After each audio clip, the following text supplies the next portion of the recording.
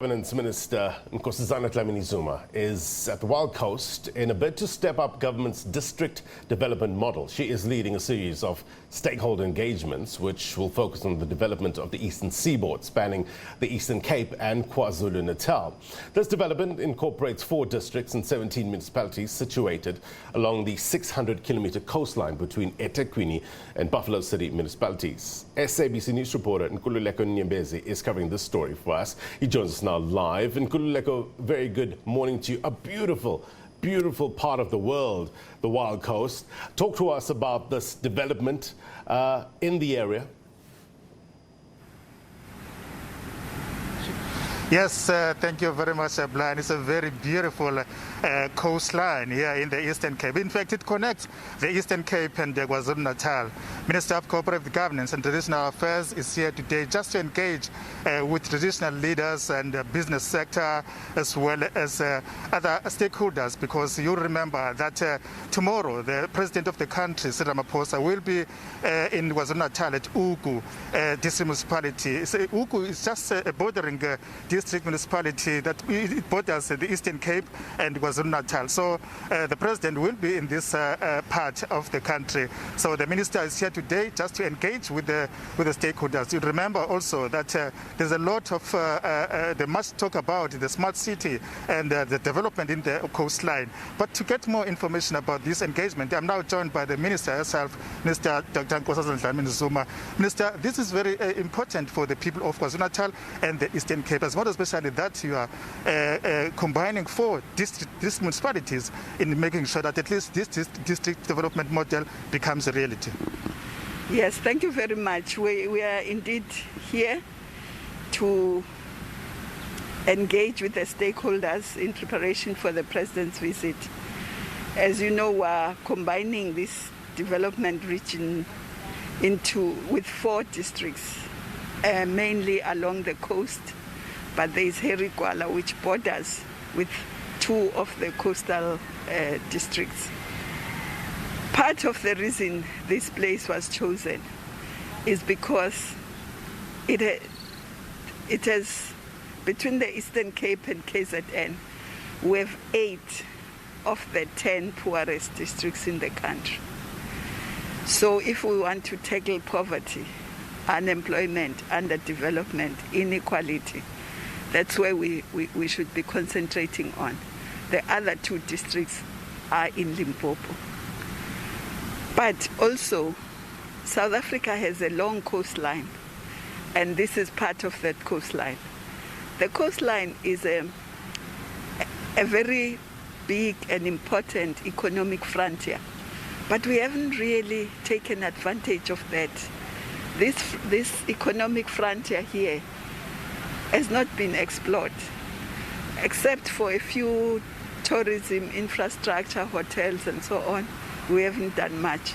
We don't have even a big fishing company here in the eastern part of the country.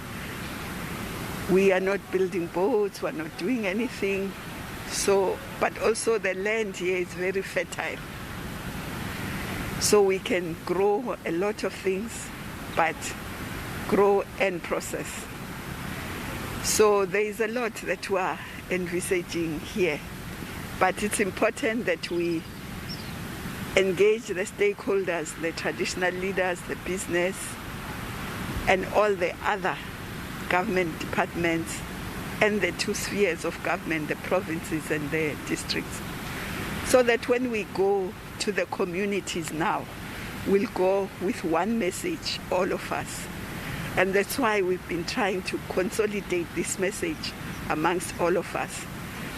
Then the next thing is to go out, both to the world, to call for investors, but also to our communities, so that they also make their own input. But it was important that when we go to them, we go with one voice. And of course, the President will then come tomorrow, and he will announce this. We've been working in the background, as you know. This has not been formally announced. So the President will announce it, and that will help in terms of trying to then galvanize investors when they know that This is a government-wide, it's a country-wide. It's not just government, but it's all the spheres, it's business, it's traditional leaders, it's communities. Okay, let's talk about environmentalists, because in most programs, environmentalists become a stumbling block in some cases. Because if you speak of Kolobeni, for instance, there has been an issue there about environmentalists becoming a stumbling block in development. How are you going to make sure that at least you engage them so that they can understand your mission as a government? In our steering committee, we have various departments, and the Department of Environment is part of it, because we envisage what we are saying. So in the work streams, everybody's there, so that we don't decide something and then later we go to the environment people, but we decide with them. So then they navigate their environmental issues with us at the same time. Otherwise it takes forever, can take for 6 years to just get something agreed. That's why we're not working alone. We're working with all the relevant departments. In your speech, you mentioned 3 critical issues: your efforts to fight poverty, unemployment, and inequality. How are you going to make sure that at least those people who are at homes, who are really job seekers, even put that way, are being part and parcel of what you as the government are trying to do? Yes, indeed. Once we have our plans, once we have investors and know what we are going to be building, we are already talking with FET colleges, with sitters, so that they could be training of these young people, especially the ones that are not at school, in employment and in training, so that they could be trained, so that when something is built, they are part of it. But also, we're going to be encouraging small and medium enterprises to also ensure that they'll be part of it. Co-ops must be part of it. For instance, I'm just making an example. If you're building, say, an airport, there are lots of little things that are going to be needed there.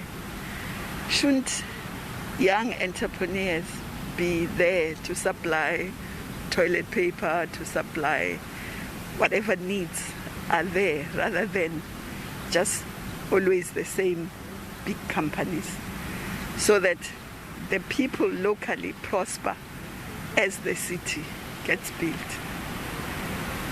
Okay, thank you very much, Minister, for your time.